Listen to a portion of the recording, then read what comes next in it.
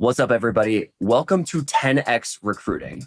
This is our first episode. Sile, today we talked to Jordan Mazer. What were your learnings from this conversation with Jordan? The things that really stood out for me is he has, rightly or wrongly, made peace with this idea that he's starting from a deficit in your relationship often with hiring managers. And like almost your job as a recruiter is to address that deficit and get to the point where you're seen as a peer and seen as super valuable as quickly as possible. Again, that's like a philosophical thing, but it obviously results in a very tactical approach to starting working with your hiring manager. You guys jammed a bit on this. Why is interviewing not seen as like an important part of someone's almost performance? Not recruiters, like the hiring team. Like, why isn't interviewing seen as a key contribution to the organization you're working for? Really big takeaway there really was understanding what is the context of your company. Are you in a company where there is a great culture towards hiring and people do understand this is one of the most important things they're doing? Because if so, that obviously changes your approach.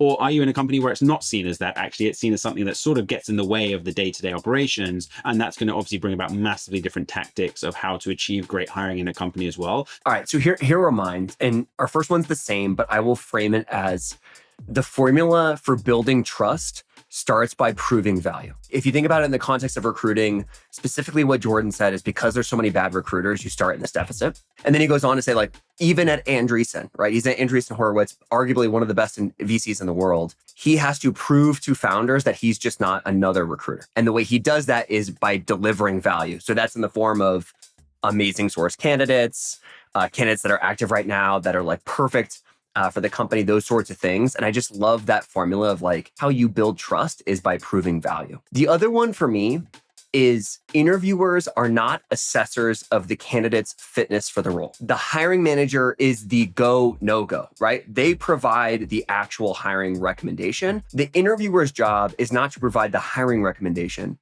The interviewer's job is to assess a very specific competency in an interview. If you're providing context on that competency and then saying like, I did that, that's my job, now I'm handing it off to the next person, that actually shows that there's like trust in the team to ultimately make the right hiring decision versus like interviewer hears something that causes a red flag for them that ultimately jades them, gets them away from the competency that they're supposed to be assessing for. And then next thing you know, they're like having this completely different conversation. They didn't actually assess for the competency that they wanted, and they're the one trying to make the hiring decision. It's this conflation of the role that I think a lot of interviewers have that recruiters can absolutely help clarify. And I thought Jordan did an amazing job of articulating that. Another point that leads on to, for me, is because I think you do get great companies who don't have the hiring manager-led model. They have more of a, obviously you get some companies that are very consensus driven, which I think is really hard to scale, but you get many others that are at least committee driven, right? It might not be the hiring manager's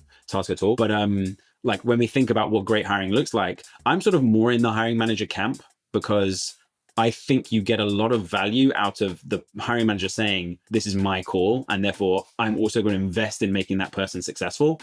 Whereas I think when you get this committee model, you run the risk of losing some of that, where it's more like, hey, you were handed these people, and like, again, you're just relying on that manager. If they might have disagreed with that decision, and you're just now relying on them being a good corporate citizen again to like make the best of it when they might have another inclination. The more human thing almost is to get hiring managers on the hook. This is the person that you thought was going to do this great job. It's part of your ability to operate is to hire great people. So, let's see. And if you get this wrong, totally fine. Just like make sure you get the next one right.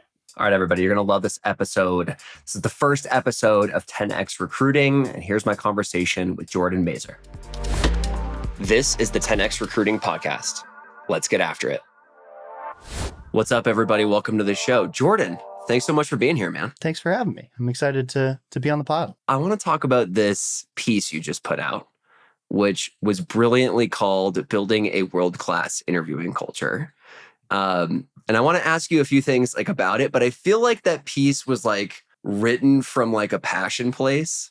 Like, what was the genesis and why did you write it? I actually originally wrote there's more to that, which is not actually posted, which was written to our founders, actually, when I first joined a16z, along with 40 more pages of like how I think you can build a recruiting organization, a hiring organization, and how to vet talent, and et cetera. And yeah, it's me attempting to impart at least pieces of wisdom that I picked up from, more than a decade of just spending every waking hour thinking about hiring and nothing else. Sick. All right. So let's get into a couple of things here. So your first point is companies should include interview participation, both the participation rate and the quality, as meaningful inputs for performance reviews. Why does nobody do that today? I think it's number one that they don't understand that interviewing is not a naturally occurring capability. So I think most people want to believe that their ability to assess others is high quality because it's not only relevant in the context of their job, it's relevant every single day in every part of their life. You know, who they become friends with and what they do outside. Like, they just want to believe they have a good read on people. And they thus believe that when they get into the context of an interview, they can judge people accordingly because they've been doing this their whole life and clearly they're great at it. So I think that's like the first problem we face, is that it's just this competency that people don't accept that they might be really bad at. And it's not natural to sort of do a good job without a bunch of training and thought and sort of practice. So that's step one. I think step two is getting a very strong interviewing culture is a Herculean effort, and it doesn't just happen. It requires all of this time and effort to vet your interviewers, to check if they're doing what you expect them to do, to see if you're aligned on sort of the outcome of each one of those conversations. Do we see these answers in the same way? And if not, why not? And then to take action when it's not happening. So most people, I don't think, start as great interviewers. And therefore, that means there's a lot of sort of effort that's required to get people from not being good at it to being good at it. And so you have this added problem of like, if you agree that this is a competency that isn't just naturally occurring in spades, well, now you have to sort of put in all of this work and effort that most people just don't sort of prioritize because they have all these other product problems. They have all of these other sort of organizational problems that they're dealing with day to day. So I think it requires being counter to nature to accept this and then to deal with that problem. So I have a story on this one. So back in 2015, 2016 at DoorDash, we had the hardest damn time hiring engineers. And this was like peak engineering hiring, especially like if you were hiring L5 and above. It was just a war for every single engineer. And what happened was the engineering managers were like looking at the recruiting team being like, why don't we have enough pipeline? Like, why are we not hiring fast enough? And the recruiting team went back to the engineering managers, were like, guys, you don't understand how difficult it is out there. We need to get you more involved. And the engineering managers were like, well, we don't want to spend more time in interviewing. That's your job. Yeah. What do you do here? Exactly. And so this went on for a quarter. We had like the worst hiring quarter. And so Andy Fang, our CTO, came to me and founder and was like, what should we do? And I was like, here's my like crazy idea. Let's get the engineering managers involved in the process and let's set a sourcing goal for them so they can actually experience like, you know, they have all these crazy qualifications. Like, let's actually get them into LinkedIn. Can they find one person who meets all these? Yeah. And then let's get them experiencing the 5% response rates, of which of those 5%, maybe 20% of those are actually interested in talking to us. And let's get them closer to the thing. And the most magical thing happened. It was like deep empathy, like right away. They're like, holy shit, nobody gets back to us. Why aren't they getting back to us? And I'm like, well, it turns out, it's 2016. It's like the most competitive time to hire an engineer in the history of the world. Like, we got to get creative. And so that actually led to us then doing other things, which was like the engineering managers actually had to take the first phone call. They actually ended up spending way more time than they expected. It obviously led to better results, hiring more. And then ultimately you kind of get to this point to where like you have a brand and people know who you are, and it gets easier as time goes on. But that initial phase I find is so time intensive, and there's just no fucking way around it. You're talking about both sourcing and interviewing. Like I have never gotten an org to do what you just said you got an org to do, which is an incredible feat. And I have admiration for your salesmanship, and sort of making that happen. I certainly have seen varying degrees of like quality of interviewing though. And almost always it seems to be from a top-down orientation that drives it. So I give the example in the same blog that you're talking about when I was at Amazon. The organization states hiring is critically important. It lists it in its values. And it doesn't, the values at Amazon are not just words on a wall. They are really sort of the performance measures by which many people are assessed, both for the prospective employees, people they're hiring, they assess against this, and then also people who are getting promoted. And they would actually go back and read, all the scorecards from interviewers and say, that's not the bar. This isn't what it means to be an L5, right? And that's a bad thing when you get sort of caught in that scenario. And it wouldn't be your manager who's assessing you. It would be a bar raiser who was assessing your feedback from another team who didn't really care if you did well or not. They care if the organization does well. And so they want a really sort of healthy hiring culture. So like there were tiers of sort of incentive that created sort of awareness that interviewing and hiring was important, that sort of clarified it's not only important in word, but also in your monetary outcomes. If you get more scope, if your life changes, right? And by the way, it can also do the opposite. It can end up meaning that you no longer hold a job. And that's not only true for managers. They would say to any individual contributor, this is a skill set that you must hone, and you are going to participate in our hiring process because everyone at the company is responsible for helping hire. It's really interesting to see a company of, at the time when I was there, hundreds of thousands of people doing something that I would see smaller companies say is impossible to align 100 people on doing. So it's just, I think it starts from a position of power in the organization sort of stating and meaning, this is what we're going to do, and it cascades into the org. Yeah, I think that's one of the questions I was just about to ask is like, well, if I'm a recruiter and I'm feeling like, I can't get people involved, I think the only answer is you have to get the highest levels bought in. Because if it's just like coming from it's an uphill battle. There's no way you get that battle solved unless the top of the org is saying this is a priority and must be prioritized. Yeah. When I was at Riot, we had basically the opposite. We didn't have hiring was important, but it wasn't sort of codified as part of the performance. It was never part of how people were assessed, certainly not in sort of a systematized way.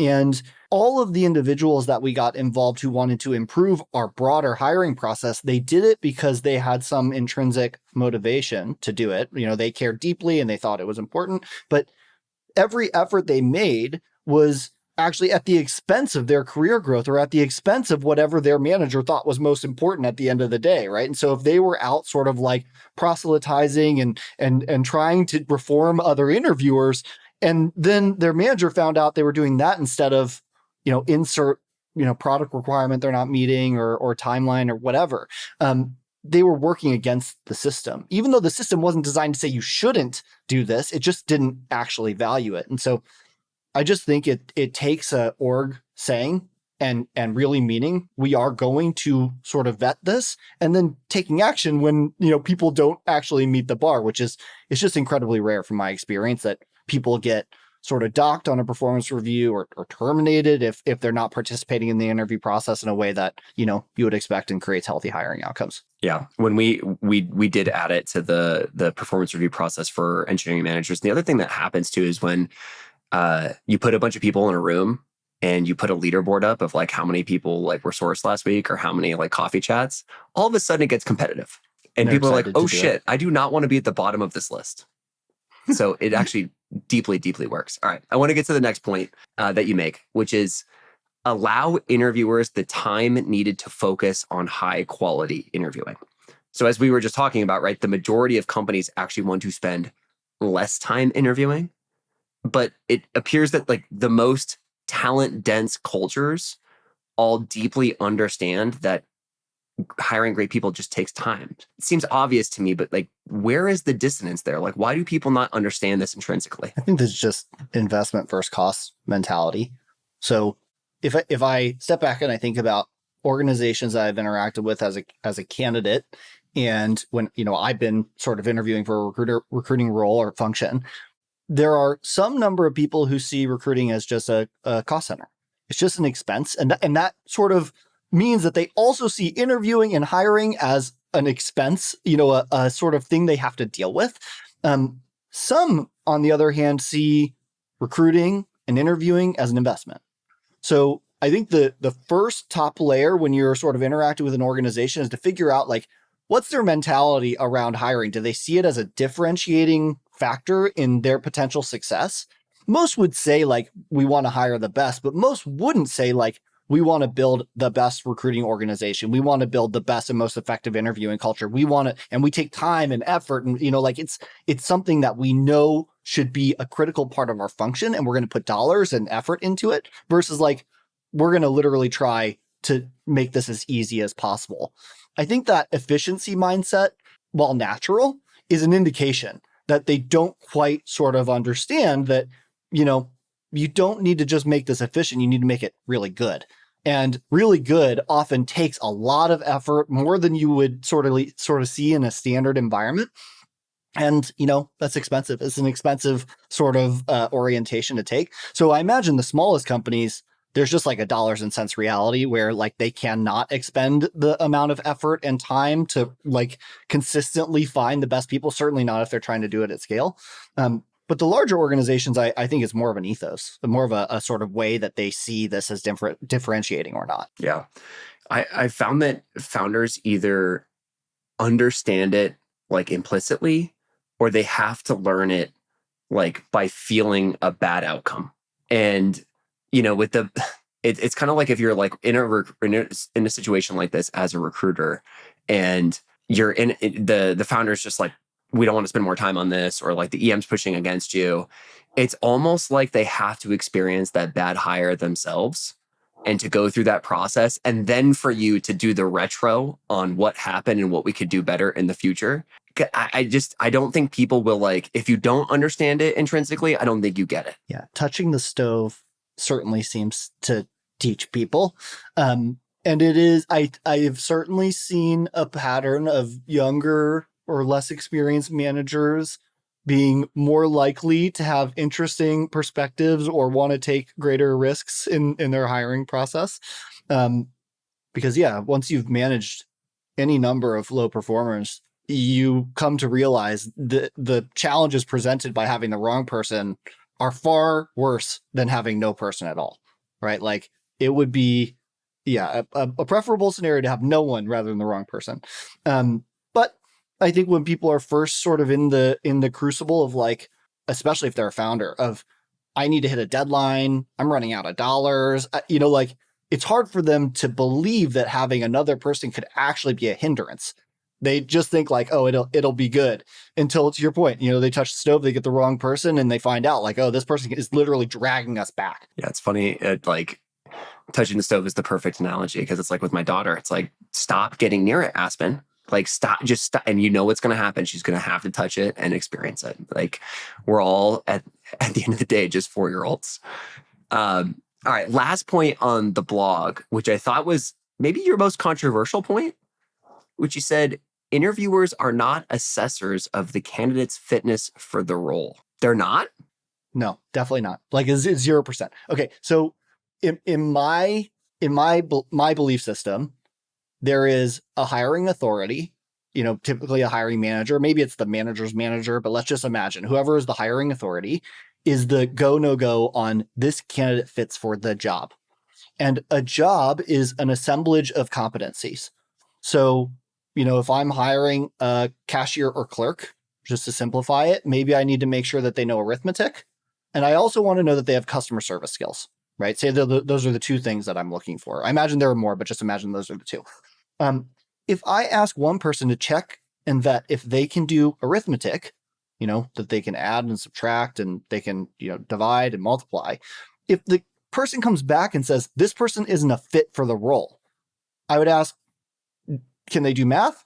Right? Can they do arithmetic? Because that was my question. My question wasn't, are they a good cashier? My question was, can they do arithmetic?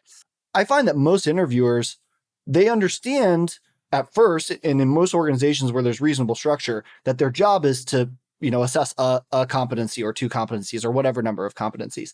But then they see like a little like thing fly by. Like, wait, what did you just say? They hear something that makes them worried about some other skill, some other competency, some other deficiency that they believe that they've sort of held on to. And their immediate reaction is to put down whatever they're responsible for, assessing arithmetic in this context. And now they're on to this new thing.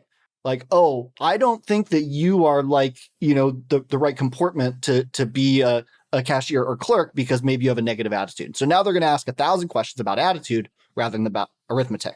And so when they finish their interview, you ask, did you check on arithmetic? And they're like, oh, well, no, but I don't think that they have X, Y, or Z. Now, you can imagine when you have 7 people that are intended to cover different functions, if every single one of them is willing to sort of like reprioritize because they think that they are better suited to vet this other competency that was actually assigned to someone else, what they're saying is, I don't trust my colleagues. I don't think my peer can do a good enough interview. And so now I'm going to do their job for them. And in fact, while I do it, I'm going to ignore my own job and I'm going to make the assessment for the hiring manager. So this is just a roles thing that all of us should believe that our peers in the hiring team can do their job. And the sort of assemblage of those assessments should be brought up to a hiring manager for them to make their own assessment. Now, of course, a hiring manager can also be one of those interviewers. And so the hiring manager might be doing both. They might be doing one competency plus the whole sort of, perspective on the candidacy. But I think the minute you deputize interviewers to think that their job is to assess the totality of a candidate, all of them start behaving in this way that creates a lot of risk that every single interview process won't actually surface all the details that you need to, make an informed judgment on the candidate. And even more sort of like important to me is that none of those interviewers in most cases are the ones that will really have to deal with the consequences of the right or wrong hire. They might interact with that person in meaningful ways, but like the manager is literally going to have to be sort of responsible for the performance of that person. And so they should be thinking like, it's my job to make the right choice here. I don't get to sort of put that off and say that the other interviewers are responsible for coming up with the conclusion. Like it's my job to make the call on should this person join my team or not. So by extension, then, I'm assuming you are not a fan of hiring committees. So help me understand what you mean by hiring committee. So, all right, I'll go back to my days at Google, right? So the way Google works is you have, somewhere between 4 and 6 interviewers. One of those is the hiring manager. The hiring manager works with the recruiter to put together a recommendation. And then ultimately the hiring decision is left with the committee. So the committee is the one saying yay or nay. I'm more okay with this because the hiring manager is making a recommendation. And ultimately the recommendation is being approved or not. But really it is being solidified into like a comprehensive perspective by someone or some group of people who hopefully have the appropriate amount of context to make a choice. My general belief is that any interviewer during the interview does not have that context. Certainly not if they haven't sort of heard the feedback from every other interview and blah, blah, blah.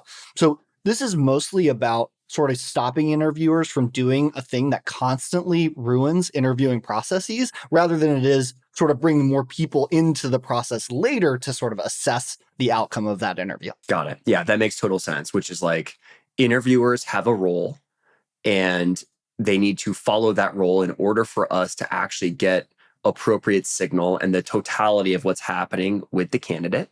And then regardless of what their score is for their specific module, they need to decide, like, that is what's going to happen here is not my decision. And I will decide and commit with the hiring manager, right? Because like they have more context than me. Yes. And they have more ability to, change the path of this individual potentially, to set their goals, to train them, to, all this stuff. I think a lot of interviewers, the moment you start giving them this idea that they get to vote on the candidacy, they're just going to behave in weird ways in the interview. And it's just going to create a lot of wasted interview time and lack of information that's critical because you only have how much time, like in a long interview process, 6 hours or 8 hours, losing an hour or two is a big deal, right? It's effectively going to put you in a position where you've lost 15 or 25% of your total assessment criteria. Yeah. Yeah. Okay. So what I'm hearing with your blog post is set these expectations, right? Make sure that you have buy-in from the top. But then undoubtedly, right, Jordan, like you're going to have that interviewer who has the God complex. And they're going to be like, well, I know better. And so what do you do with that person? Like, how do we like get that person like back in line? Like, how is that feedback coming from the recruiter? Is that feedback coming from the hiring manager? Like, how do we get them to understand, like, yes, we may have done things differently in the past, but now we've reset expectations and this is what we're doing moving forward. I think this is like any other performance issue. You know, if you observe that they are doing something that you don't expect in their interviewing process, you know, there's a point at which that needs to be communicated to the manager, or the manager needs to be aware of it. If the manager is already treating this as a performance affecting competency, then they should be paying attention to how they interview and their interview notes already without the recruiter getting involved. But say they're not, I think the recruiter can at least once or twice say, hey, like, just a reminder, you know, this was the competency. I want to make sure that you're focused, whatever. But the recruiter certainly shouldn't be responsible for changing the behavior of all of the interviewers. Like, that interviewer is managed by someone.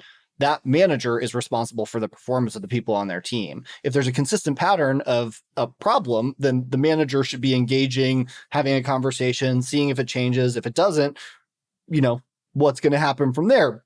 Hopefully they're being warned, like, this could be a problem. And ultimately, and this was my strong conviction even at Riot, like, they will be removed from the hiring process. And I would have managers who would fight tooth and nail to tell me, like, no, they shouldn't be removed. It's really important. And I would just be like, until you can tell me that they are going to behave differently, I'm not going to invite them on panels, right? And so I would eventually get to a point where I would extract them from the interviewing process. That wouldn't necessarily affect their ability to maintain a job at Riot, because Riot didn't see this as a critical function. Whereas, you know, at Amazon, if that was happening, it could mean that someone was no longer going to be promoted, or something was going to happen to their actual career. Yeah. And honestly, in recruiting utopia, that's probably what it looks like. Like, if you get removed from the recruiting process, it's an oh shit moment of like, I got to get this figured out. And it's super serious. Versus I think at some companies you get removed from the recruiting process. You're like, great, This is what I've been hoping for the whole time. Exactly. Which, you know, if that's the case, then they shouldn't be there anyways. If they really don't want to be there, you don't want them involved in the process. Okay, exactly. All right. So I want to talk about the hill that I can't get off right now, which is we just spent 20 minutes talking about interviewing. And I think interviewing is broken. Like, we do all of these behavioral interviews and we get very little signal from them. Even if the interview is structured, I think the data is like, we're getting like 60 to 70% signal on what's actually happening in these conversations when it's done like perfect. Mm-hmm. I believe work trials are the future of interviewing. And there's companies like Linear to where like literally every single role has like a work trial associated with it. You have to like go present, you have to explain, you have to answer questions on it. And it's typically a problem that the company's actually working on right now, which I find to be the best way to get signal. Do you agree with that? Somewhat. So I'll start with yeah. Tell me more. Okay, so I think that at done best, it's maybe a little bit better than 70%. I think it's like 80%. The behavioral interviewing, it's still imperfect, but like I think it can get up there. And my sense is that very large companies. So we're going to sort of talk about the stratification of maturity and size of business. Larger companies, I don't think have the ability to consistently use work trials because they're competing in a market, and the market, there's some other company that isn't doing that and is moving more quickly than them. Often the work trial takes a lot of time or effort. They might need to be there for, 10 hours or 15 hours, whatever it is. And so they're in a sort of position of needing to react, certainly if they're hiring at scale and they need to have like a significant market share of the engineers, especially engineers is what I'm thinking of, that are available in the marketplace. So I will just say for larger businesses, I worry because I think that makes them likely uncompetitive. And that talent will just go to an easier opportunity. Even if that other company is taking more risk in their assessment, that doesn't really matter to the candidate if they're getting access to a better job, right? And so like, it's just the reality of if the candidate has an easier path at another organization to get the same amount of money or purview or whatever, then I think they're going to take that path. In smaller organizations, in all of the startups that I work with today in my role, I advise them to certainly do work trials if they can, to do contract roles if they can, to do any amount of sort of like they're going to get a test. And I think it's easier for them to, number one, explain that to a candidate. Like, hey, we only have 2 years or 1.5 years of runway. We only have 7 heads. If this one head doesn't work out, like it will be fatal, not only for you, but for us, for everyone involved. And like you and us want to be as convicted as possible that this is the right job and that you're capable of doing it and that we fit with you and that you think that you want to work with us. So I think the sort of the sell to a candidate is easier for that type of process and for it to be more cumbersome and for it to be more challenging and take more time. And all of the things that I think typically come with a work trial or certainly a contract arrangement. But as you scale up, I think it's harder and harder to consistently do with a large share of people. The other thing that I would say is I've worked in at least one organization that was getting at times was sued by candidates who had worked on projects that seemed like they were relevant to what the company was facing today, where they thought their answers or what they were doing was sort of used after the fact. So Wow. the company asked them, to do something that was unpaid in those contexts. Yeah, that's the and problem. the person thought their ideas got sort of put into practice. So some asterisk around risk and consideration of like protecting the business from that kind of stuff. You've actually seen a lawsuit in a situation like that? I have. Yes, I have seen a Wow. lawsuit in a situation like that. We didn't lose the lawsuit, but that doesn't matter, right? Like the reality of lawsuits, certainly when you're in a larger organization, is they still have to fight them. And that costs a lot of money, regardless of the outcome of the lawsuit. Yeah. And time. Okay. So the lawyers on this one were actually like right with their theory that you could potentially get sued. And probably, I'm assuming the larger you get, the more likely it can happen to you. Yeah, because the frequency of your interviews is increasing and it just takes, some tiny margin of people to sort of bring the lawsuit and become a problem for you. Wild. Okay, so let's transition to talking about your current role at Andreessen. So you are primarily focused on helping early stage companies like figure out recruiting.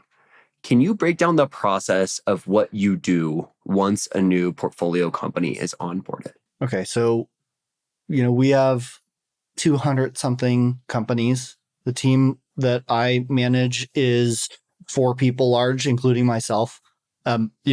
We are not a substitute for a recruiting organization for any one of these companies. So I just want to clarify, my That's what I wanted to ask first. all of them. Yeah. Yeah. So you guys are you guys actually doing the recruiting? Or are you guys more like the teach them how to fish model? It's a little bit of both. So my belief is that in hiring, the vast majority of people do not take recruiters seriously.